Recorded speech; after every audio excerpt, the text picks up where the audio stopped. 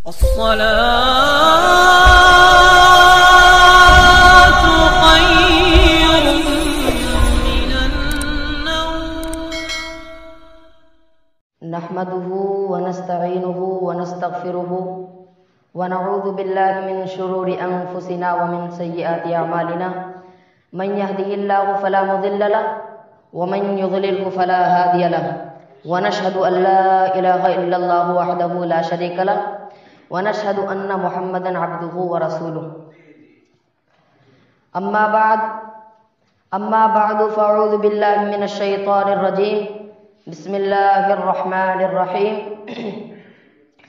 الذين آمنوا وكانوا يتقون لهم البشرى في الحياة الدنيا وفي الآخرة.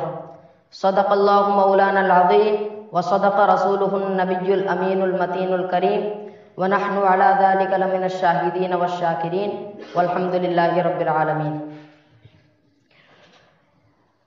حضرات، خطبہ مسنونہ کے بعد میں نے جس آیت کریمہ کو تلاوت کرنے کا شرف حاصل کیا اس کا ترجمہ بیان کرنے سے قبل آئیے ہم اور آپ سبھی حضرات آقا و انعامدار دونوں عالم کے مختار سید الابرار سید الاخیار رحمت للعالمین طٰہٰ و یاسین انیس بے کساں چارہ ساز درد منداں بے کسوں کے کس بے بسوں کے بس یعنی کالی کملی والے حلیمہ کی گود کے پالے حضرت آمنہ کے راج دلالے حضرت عبداللہ کے جگر کے پارے یعنی حضور احمد مصطفیٰ محمد مصطفیٰ صلی اللہ تعالیٰ علیہ وسلم کی بارگاہ رسالت میں جھوم جھوم کر درود و شریف کی ڈالیاں نچھاور کریں. پڑھیے بابا زبرند اللہ رب محمد صلی اللہ علیہ وسلم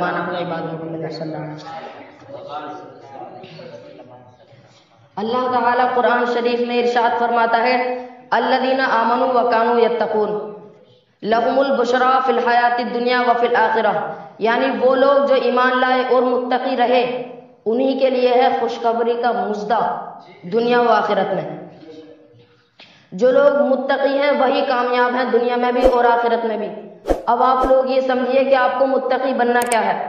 اللہ تعالیٰ نے قرآن شریف میں کہیں یہ ارشاد نہیں فرمایا کہ کسی مومن کی مذاق اڑاؤ تم متقی بن جاؤ گے. اللہ تعالیٰ نے قرآن شریف میں کہیں بھی یہ ارشاد نہیں فرمایا کہ کسی مومن کی غیبت کرو تم متقی بن جاؤ گے. اللہ تعالیٰ نے قرآن شریف میں کہیں یہ ارشاد نہیں فرمایا کہ کسی مومن کی چغل خوری کرو تم متقی بن جاؤ گے. اللہ تعالیٰ نے قرآن شریف میں کہیں بھی یہ ارشاد نہیں فرمایا کہ اپنی ذات پات پر فخر کرو تم متقی بن جاؤ گے، بلکہ اللہ تعالیٰ ان تمام اعمال سے دور رہنے کی ممانعت فرماتا ہے. اور اللہ تعالیٰ قرآن شریف میں ارشاد فرماتا ہے یا ایھا الذین آمنوا لا یسخر قوم من قوم عسیٰ ان یکونوا خیرا منہم ولا نساء من نساء عسیٰ ان یکن خیرا منہن. اے ایمان والو، تم آپس میں کوئی بھی مرد کسی دوسرے مرد مومن کی مذاق نہ اڑاؤ، ہو سکتا ہے کہ وہ تم سے بہتر ہو، اور کوئی بھی عورت کسی مومن عورت کی مذاق نہ اڑاؤ، ہو سکتا ہے کہ وہ بھی تم سے بہتر ہو. اور دوسری جگہ اللہ تعالیٰ ارشاد فرماتا ہے یا ایھا الذین آمنوا اجتنبوا کثیرا من الظن ان بعض الظن اثم ولا تجسسوا ولا یغتب بعضکم بعضا. اے ایمان والو، زیادہ گمان کرنے سے بچو کہ اس لیے کہ کچھ گمان گناہ بھی ہوتے ہیں. ولا تجسسوا، اور آپس میں کسی کی جاسوسی مت کرو، یعنی ادھر کی بات ادھر نہ لگاؤ حضرات. اور اللہ تعالیٰ آگے کو ارشاد فرماتا ہے ولا یغتب بعضکم بعضا، یعنی آپس میں ایک دوسرے کی غیبت نہ کرو. ایحب احدکم ان یاکل لحم اخیہ، کیا تم پسند کرتے ہو کیا تم اپنے مومن بھائی کے اپنے مرد مومن بھائی کے مردار گوشت کھاؤ تو تم اس کو نہ پسند کرو گے. اور اللہ تعالیٰ ارشاد فرماتا ہے کہ الذین آمنوا وکانوا یتقون لهم البشریٰ فی الحیات الدنیا وفی الآخرہ، یعنی وہ لوگ جو ایمان لائے اور متقی رہے دنیا میں انہی کے لیے ہے اور آخرت میں بھی انہی کے لیے ہے خوشخبری. اللہ تعالیٰ کہیں بھی یہ ارشاد نہیں فرمایا تھا کہ کسی کی غیبت کرو، بلکہ اللہ تعالیٰ ان تمام اعمال سے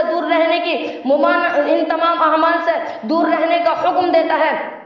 اور اللہ تعالیٰ دوسری جگہ ارشاد فرماتا ہے ان اولیاءہ الا المتقون، اولیاء ہی ہوتے ہیں متقی. اولیاء ہی ہوتے ہیں متقی. اور الذین آمنوا وکانوا یتقون سے پہلی والی آیت میں اللہ تعالی ارشاد فرماتا ہے الا ان اولیاء اللہ لا خوف علیہم ولا هم يحزنون، خبردار اللہ کے ولیوں پر نہ کوئی غم ہے اور نہ کوئی رنج، نہ ہی وہ رنج کرتے ہیں اور نہ ہی ان پر کوئی غم ہے.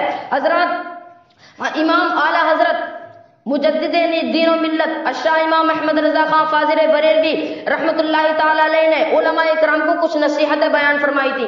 انہی نصیحتوں میں سے حضور احمد رضا خان رحمۃ اللہ تعالی علیہ نے یہ بھی فرمایا تھا کہ علماء آپ کو دیکھ کر لوگ دین سے جڑ بھی جاتے ہیں، یعنی دین سے قریب بھی ہو جاتے ہیں اور دین سے دور بھی ہو جاتے ہیں.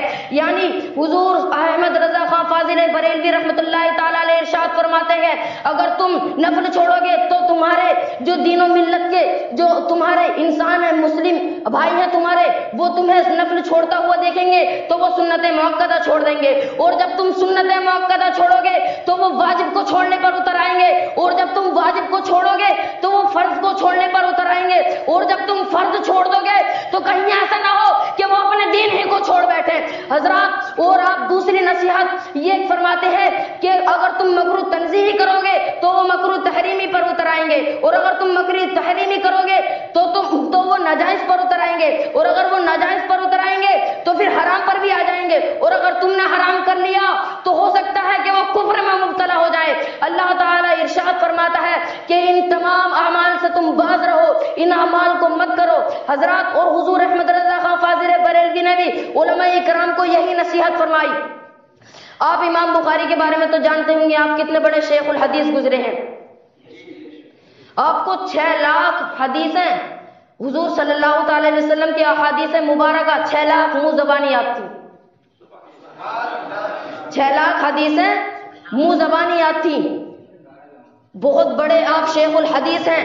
آپ کی کتاب ہے صحیح البخاری، قرآن شریف کے بعد سب سے بڑا مرتبہ صحیح البخاری کا ہے، سب جانتے ہیں نا.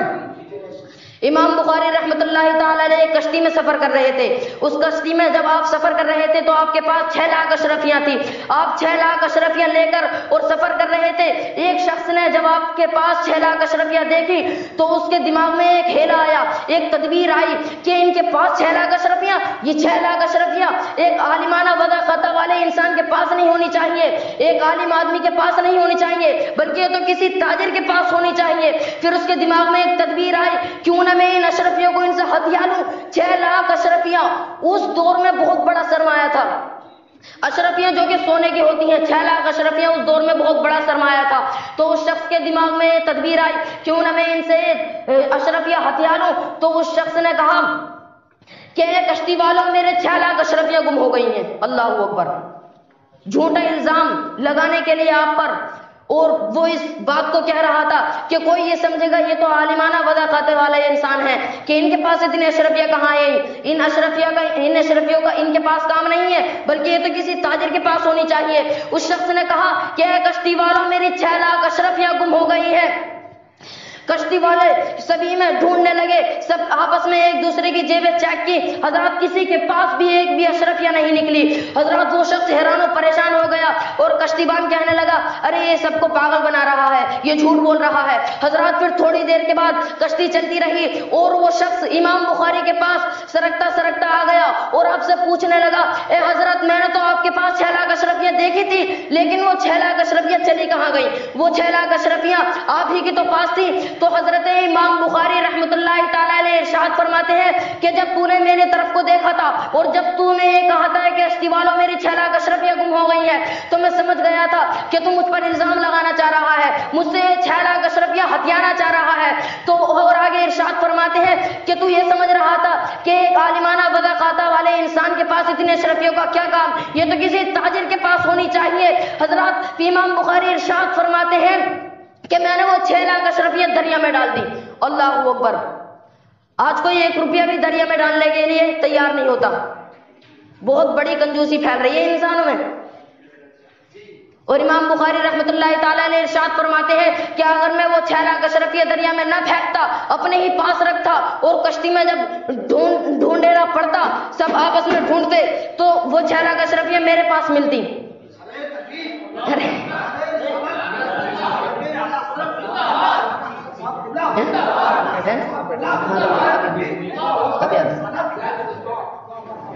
حضرت امام بخاری ارشاد فرماتے ہیں کہ اگر میں وہ 6 لاکھ اشرفیہ دریا میں نہ ڈالتا تو ہو سکتا ہے کہ میرے اوپر الزام لگ جاتا اور مجھ پر الزام لگ جاتا اور کوئی فیصلہ تیرے حق میں ہو جاتا کہ 6 لاکھ اشرفیہ تو ان کی ہیں ہیں اور پھر میں عالمانہ بدقاتا والا انسان ہوں تو کوئی مجھے چور قرار نہ دے دیتا اور مجھے آگے دین کا بھی کام کرنا ہے تو میں نے اپنے کردار کو نبھانے کے لیے امت مسلمہ کو ہدایت کے لیے حضرات آپ کو 6 لاکھ حدیثیں یاد تھی نا. آپ نے امام بخاری جو ہے صحیح البخاری آپ نے تصنیف فرمائی, اس میں بھی بہت ساری حدیثیں ہیں تو انہی کے ذریعے ہم بھی فیضیاب ہوتے ہیں. آپ نے ارشاد فرمایا کہ میں نے اپنے کردار کو نبھانے کے لیے اور اپنے دین کو برقرار رکھنے کے لیے وہ 6 لاکھ اشرفیاں دریا میں ڈال دی. حضرات یہ کتنے بڑے تقوی کی بات ہے. آج کوئی ہے اتنا بڑا متقی؟ جبھی تو ایک شاعر ارشاد فرماتا ہے کہ تیری الفت میں مر مٹنا شہادت اس کو کہتے ہیں. تیری الفت میں مر مٹنا شہادت اس کو کہتے ہیں اور تیرے کوچے میں ہونا دفن جنت اس کو کہتے ہیں. اور ریاضت نام ہے تیری گلی میں آنے جانے کا, ریاضت نام ہے تیری گلی میں آنے جانے کا.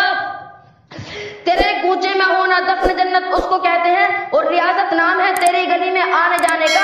تیرے تصور میں ہی رہنا عبادت اس کو کہتے ہیں. تصور میں تیرے رہنا عبادت اس کو کہتے ہیں.